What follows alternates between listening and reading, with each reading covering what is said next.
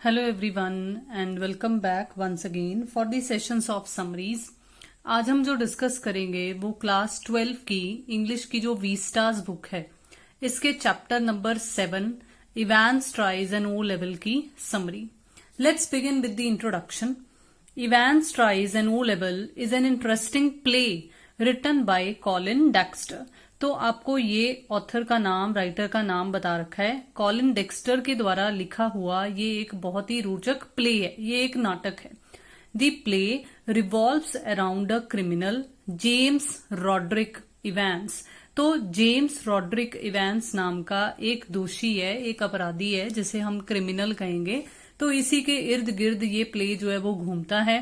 And his adventurous tricks to get escaped from the prison। मतलब इस play में और क्या चीज है जिसे डिस्कस किया गया है वो है जेम्स, और जेम्स के द्वारा जो उसकी एडवेंचरस ट्रिक्स फॉलो की जाती होती है, मतलब जो भी वो हथकंडे अपनाता है अपने आप को प्रिजन से एस्केप करने के लिए, भाग कर निकल जाने के लिए, उन सब का जिक्र हमें इस चैप्टर में देखने को मिलेगा। चलो let's begin with the description. देखते हैं कि हमें इस चैप्टर में क्या बताते हैं। Evans, a kleptomaniac thief, has already escaped from the Oxford prison 3 times। तो आपको ये हल्का सा जो फर्स्ट पैराग्राफ है एक्चुअली वो इवांस का आपको एक तरीके से कैरेक्टर स्केच हाईलाइट कर रहा है कि वो किस तरीके का व्यक्ति है। इवांस जो है वो एक क्लेप्टोमैनिक थीफ है। अब क्लेप्टोमेनिया क्या होता है? ये एक बीमारी होती है जिसमें ना चाहते हुए भी कोई इंडिविजुअल चोरी करता है। तो जो इवांस है वो भी एक इसी तरीके के डिसीज से सफर करता है कि वो एक क्लेप्टोमैनिक थीफ है और वो ऑलरेडी प्रिजन से, अब वो प्रिजन का नाम भी आपको बता रखा है, ऑक्सफोर्ड प्रिजन है। ऑक्सफोर्ड प्रिजन से वो पहले भी 3 बार भाग चुका है। अनलाइक अदर प्रिजनर्स, मतलब अब वो बाकी कैदियों की तरह नहीं है। He is gentle and non violent. तो वो बहुत ही विनम्र स्वभाव का है और नॉन वायलेंट है, मतलब लड़ाई झगड़ा या अहिंसा में तो वो बिल्कुल भी विश्वास नहीं करता, किसी के साथ लड़ता झगड़ता नहीं है।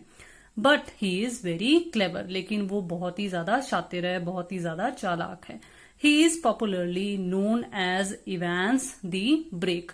तो क्योंकि वो पहले भी 3 बार जेल तोड़कर भाग चुका है तो इसीलिए उसे पॉपुलरली इवांस द ब्रेक कहकर, मतलब इवांस तोड़ने वाला कहकर पुकारा जाता है। नेक्स्ट आपको क्या बताते हैं?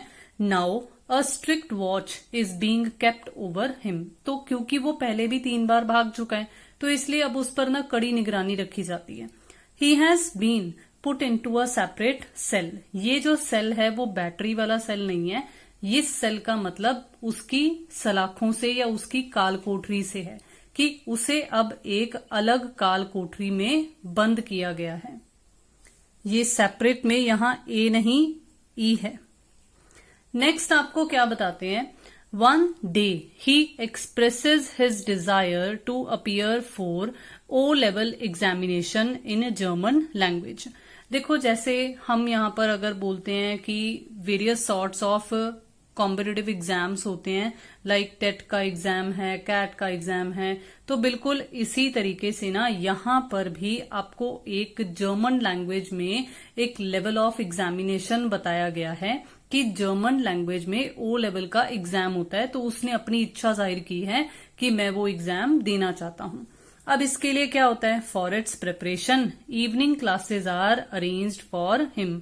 तो इस एग्जाम की तैयारी के लिए उसके लिए सॉर्ट ऑफ एक ट्यूशंस टाइप जो है इवनिंग क्लासेज अरेंज की जाती हैं। हाउएवर, लेकिन the German teacher is later on found to be one of the friends of Evans. लेकिन जो जर्मन पढ़ाने के लिए टीचर आता होता है वो भी बाद में पता चलता है कि वो किसका दोस्त है? इवांस का ही एक मित्र है।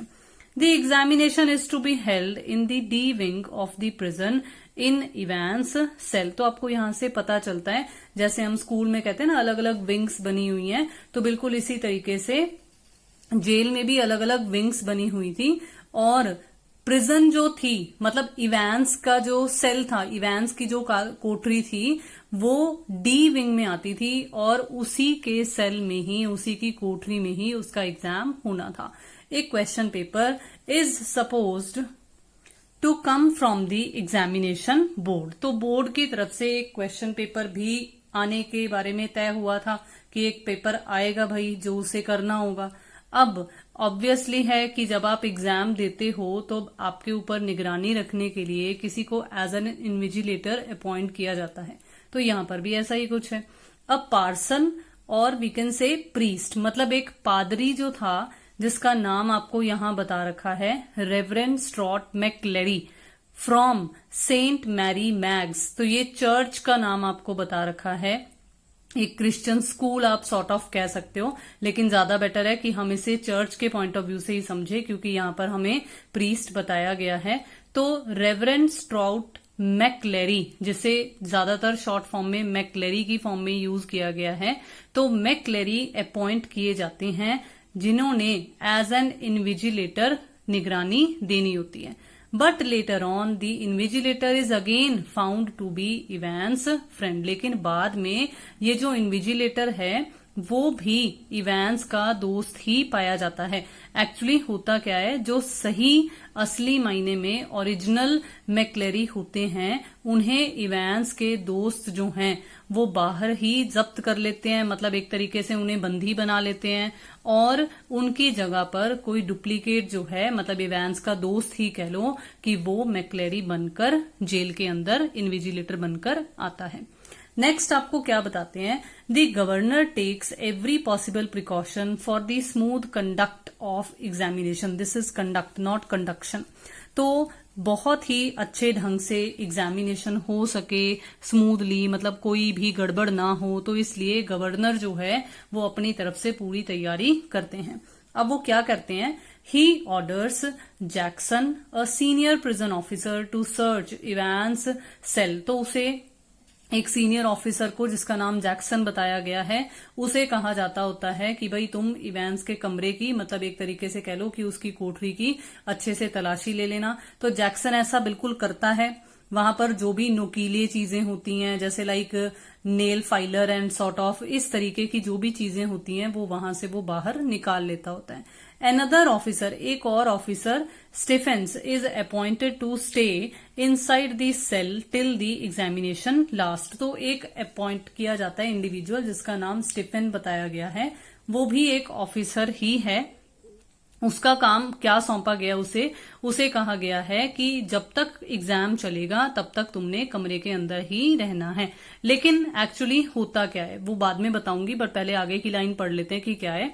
A microphone is also fitted in the cell. अब आवाज सुन सके साउंड गवर्नर ने इसलिए क्या किया, एक माइक्रोफोन भी फिट करवा दिया कमरे में, ताकि जो भी कमरे में आवाज हो, जो भी बातचीत हो, वो सब उसे माइक्रोफोन के जरिए सुनती रहे। अब क्या हुआ, Evans is given a razor to shave himself before examination. लगभग आधा घंटा पहले, एग्जाम से पहले इवेंस को रेजर दिया जाता है ताकि वो शेव कर सके। लेकिन एक्चुअली वो करता क्या है, he actually cuts off his long hair, या we can say hair, but hides this by wearing a woolen hat, stating it to be his lucky hat. तो यहाँ पर होता क्या है, एक्चुअली वो उस रेजर से अपने बाल भी कट कर लेता है। वो क्यों कट कर लेता है, ताकि वो उस इन्विजिलेटर की तरह दिख सके जो इन्विजिलेटर उसका एग्जाम लेने के लिए आएगा। तो उसको इम्पर्सोनेट करने के लिए, मतलब उसकी तरह दिखने के लिए वो क्या करता है, अपने लंबे बालों को काट देता है। लेकिन ये बात वो जैक्सन को या स्टीफन को नहीं पता लगने देता। वो क्या करता है, वो एक वूलन हैट पहन लेता है और ये कहता है कि मैं इसे उतारूंगा नहीं, ये मेरी लकी हैट है तो मैं इसे पहन के रखूंगा जितनी देर तक मेरा एग्जाम चलेगा। अब क्या होता है, वेन द इन्विजिलेटर अराइव्स, जब इन्विजिलेटर आता है। अब इन्विजिलेटर कौन है, इन्विजिलेटर इवेंस का ही दोस्त है। ही इज थॉरली सर्च, तो उसकी अच्छे से तलाशी ली जाती है। अब जब तलाशी ली जाती है तो क्या होता है, उसके पास बाइबल भी होती है, लेकिन साथ में एक सेमी इन्फ्लेटेड रबर ट्यूब, आप सिंपल कह सकते हो एक रबर ट्यूब जो है वो उसके पास उसके सूटकेस में पाई जाती है, is found in his suitcase which actually contains pigs blood. लेकिन उसमें होता क्या है, उसमें पिग का खून होता है। क्या काम आता है ये खून, ये हमें आगे पता चलेगा। But he says it to be used while sitting as he is suffering from piles. अब देखो ट्यूब के अंदर क्या था, वो जैक्सन को या स्टीफन को थोड़ी ना पता था। उन्होंने सिर्फ ये रबर ट्यूब देखी और जब उससे पूछा तो उसने क्या कहा कि उसे पाइल्स की बीमारी है, तो इसलिए बैठने में तकलीफ ना हो, तो इसलिए वो ये रबर ट्यूब साथ में लेकर आया कि वो इसे रखकर फिर ऊपर बैठेगा। ठीक है, अब क्या हुआ, एग्जामिनेशन स्टार्ट्स। लगभग 9:15 के आसपास जो एग्जाम है वो स्टार्ट होता है। लेकिन अब देखो क्या हुआ है, but Stephen is posted out of the cell and asked to peep through a hole. जो स्टीफन था, जिसे एक्चुअली तो कहाँ अपॉइंट किया गया था कि तुमने अंदर रहना है, लेकिन हुआ क्या कि जो इवेंस होता है वो कहता है कि मैं कंसेंट्रेट नहीं कर सकता हूं अगर आप इसी तरीके से मेरे सिर पर खड़े रहोगे, तो इसलिए स्टीफन को बाहर अपॉइंट कर दिया जाता है और उसे एक होल के थ्रू बार बार अंदर झांकने के लिए, पीप करने के लिए कहा जाता है, ताकि वो ये देख सके कि अंदर क्या चल रहा है। ही सीज दैट, अब वो देखता क्या है, एक बार वो देखता है कि Evans has put a blanket around himself. तो वैसे तो वो हर मिनट में देखता रहता है, लेकिन एक बार वो ये देखता है कि इवेंस जो है उसने ना अपने इर्द गिर्द कंबल लपेट लिया है। वो ऐसा सोचता है कि शायद अंदर इनसाइड द सेल कोल्ड है, मौसम ठंडा है, तो इसलिए उसने ये ब्लैंकेट ले लिया है। अब during the conduct of examination he is given various clues of escaping. यहां पर ही जो है वो इवेंस है कि एग्जामिनेशन के दौरान इवेंस को डिफरेंट हिंट्स दिए जाते हैं कि किस तरीके से भागना है। 3 minutes before the end of exam, जब पेपर खत्म होना था, जब एग्जाम खत्म होना था, उसके 3 मिनट पहले Stephen receives a fake call. Actually ये जो कॉल थी वो थी कि गवर्नर ने कॉल की है, लेकिन गवर्नर ने वो कॉल नहीं की थी, वो कॉल इवेंस के मित्रों ने, दोस्तों ने ही की थी, जिसमें स्टीफन को ये कहा गया था कि भाई जब पेपर खत्म हो जाएगा तो आपने मैक्लेरी को गेट तक एस्कॉर्ट करते हुए लेकर जाना है।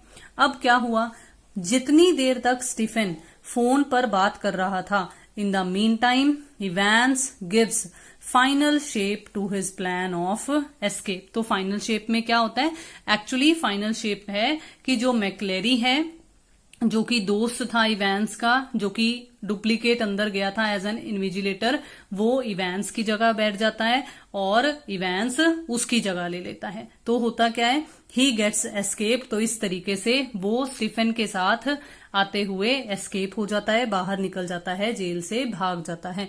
And it is found that, और बाद में क्या पाया जाता है, मैक्लेरी इज इन इवेंस सीट, की वो वहां पर बैठा है, इंजर्ड एंड ब्लीडिंग। अब शो भी ऐसा किया है कि इवेंस जो है वो उसे इंजर करके गया है, और देखो यहां पर वो पिग्स ब्लड काम आया है कि उसके सिर से खून बह रहा होता है, तो ऐसा लगता है कि उसने मैक्लेरी को चोट पहुंचाई है। अब क्या हुआ उसके बाद, soon an officer Carter is called. अब एक डिटेक्टिव को भी कॉल किया जाता है जिसका नाम आपको कार्टर बताया गया है। And McLeery is sent with him, who later on tells that McLeery was sent to Radcliffe hospital but he was actually not there. तो कार्टर के साथ मैक्लेरी को भेजा जाता है कि भाई इससे पूछताछ करो, इसके साथ क्या हुआ, कैसे हुआ। तो इस तरीके से वो मैक्लेरी के साथ मैक्लेरी एंड कार्टर जो है वो दोनों चले जाते हैं। लेकिन बाद में जो कार्टर होता है वो ये कहता है कि भाई मैक्लेरी जो था ना, उसकी तबीयत कुछ ठीक नहीं लग रही थी, तो इसलिए उसे रेडक्लिफ हॉस्पिटल भेज दिया गया है। और जब गवर्नर हॉस्पिटल कॉल कर पूछता है तो उसे पता चलता है कि मैक्लेरी तो वहां आया ही नहीं है। मतलब वो कहते हैं हॉस्पिटल वाले कि भाई एम्बुलेंस तो उसे लेने के लिए गई थी, लेकिन वहां पर कोई भी नहीं था। तो अब क्या हुआ, तो धीरे धीरे गवर्नर को सब प्लान्स समझ में आने लगे। The governor gets hints from the question paper. McLeery ने कार्टर के साथ जाने से पहले गवर्नर को जो क्वेश्चन पेपर दिया था, उस क्वेश्चन पेपर के जरिए गवर्नर को हिंट्स पता चलते हैं। अब जैसे यहाँ पर ये जो डिफरेंट क्लूज दिए गए थे, उन क्लूज में ऐसा ही कुछ था कि इवेंस को ये बताया गया है कि कौन से होटल में जाना है, गोल्डन लायन नाम का होटल था कि वहां पर रुकना है। तो गवर्नर को इस तरीके से हिंट्स पता चल जाते हैं क्वेश्चन पेपर से कि कहां पर इवेंस एस्केप होकर गया है। And he goes to the Golden Lion Hotel, तो वो भी वहां पर उसी होटल में जाता है। होता क्या है कि जब इवेंस कमरा खोलता है, डोर ओपन करता है, तो वो भी चौंक जाता होता है कि गवर्नर मुझसे पहले यहां पर पहुंचा हुआ है। He comes to know about the clever plan made by Evans. तो इस तरीके से ना गवर्नर को भी इवेंस के उस प्लान के बारे में सब पता चल जाता है। अब क्या होता है, ही अरेस्ट्स इवेंस, तो वो इवेंस को अरेस्ट कर लेता है होटल में जाकर। लेकिन अभी भी गवर्नर एक बात से अनजान रहता है। वो क्या होता है, जब वो इवेंस को अरेस्ट करता है, लेकिन the prison officer who takes Evans away in the prison van is also fake. अब देखो गवर्नर खुद थोड़ी ना हथकड़ी लगाएगा, तो गवर्नर के साथ जो बाकी ऑफिसर्स आए हुए थे, मतलब पुलिस वाले आए हुए थे, उनमें से जो ऑफिसर होते हैं वो हथकड़ी लगाते हैं, हैंडकफ करते हैं, ठीक है। वो इवेंस को लेकर जाते हैं, कहाँ लेकर जाते हैं, प्रिजन वैन तक लेकर जाते हैं। लेकिन वो भी फेक था। कैसे फेक था, एक्चुअली इस स्टोरी में क्या होता है कि गवर्नर को भी अर्लियर एक कॉल आया होता है मैजिस्ट्रेट ऑफिस से कि भाई हमें 2 पुलिस ऑफिसर्स चाहिए और हमें प्रिजन वैन भी चाहिए। तो यहां पर ही ये जो प्रिजन वैन है इस्तेमाल की जाती है, उनसे जब्त कर ली जाती है, और इवेंस के फ्रेंड जो हैं वो इस प्रिजन वैन का यहां इनमें फिर यूज करते हैं ताकि उनके प्लान को फाइनल शेप दी जा सके। फिर क्या हुआ, ही इज इवेंस फ्रेंड। अब यहां पर ये जो प्रिजन वैन में था और जो प्रिजन ऑफिसर था जो इवेंस को लेकर जाता है, वो सब मिले हुए थे, वो सब इवेंस के दोस्त ही थे। तो अब क्या होता है, दे ड्राइव टू न्यूबेरी। तो वो क्या करते हैं, वो न्यूबेरी की तरफ, जगह का नाम है, चल देते हैं। मतलब वैन जो है वो प्रिजन नहीं जाती है, न्यूबेरी की तरफ चली जाती है। इन दिस वे, तो इस तरीके से Evans escapes once again from the prison. तो इस तरीके से एक बार फिर से, चौथी बार एक बार फिर से वो भाग जाता है, क्योंकि 3 बार बताया था ना ऑलरेडी भाग चुका था। तो एक बार फिर से वो दोबारा से जेल तोड़कर भाग जाता है। तो हम बेसिकली इस चैप्टर से क्या कंक्लूड कर सकते हैं कि criminals like Evans befool the jail authorities. Thus, in order to detect the crime and catch the lawbreakers, it is important for law-maintaining authorities to be alert and active. तो Evans जैसे criminals से अगर बचना है, अगर crime का पता लगाना है, अगर ऐसे लॉ ब्रेकर्स को पकड़ना है, तो जो लॉ मेंटेनिंग अथॉरिटीज हैं, लॉ एंड ऑर्डर मेंटेन करने वाली अथॉरिटीज हैं, जैसे हम पुलिस वगैरह कह सकते हैं, इन सबको हाईली अलर्ट होना चाहिए और एक्टिव होना चाहिए। तो आई होप कि ये जो समरी आपको इस चैप्टर की प्रोवाइड की गई थी, इस समरी के जरिए आपको बहुत हद तक इस चैप्टर को समझने में आसानी रही। Kindly do some honours. अगर आपने अभी तक चैनल को सब्सक्राइब नहीं किया हुआ है तो जल्दी से कर लीजिए।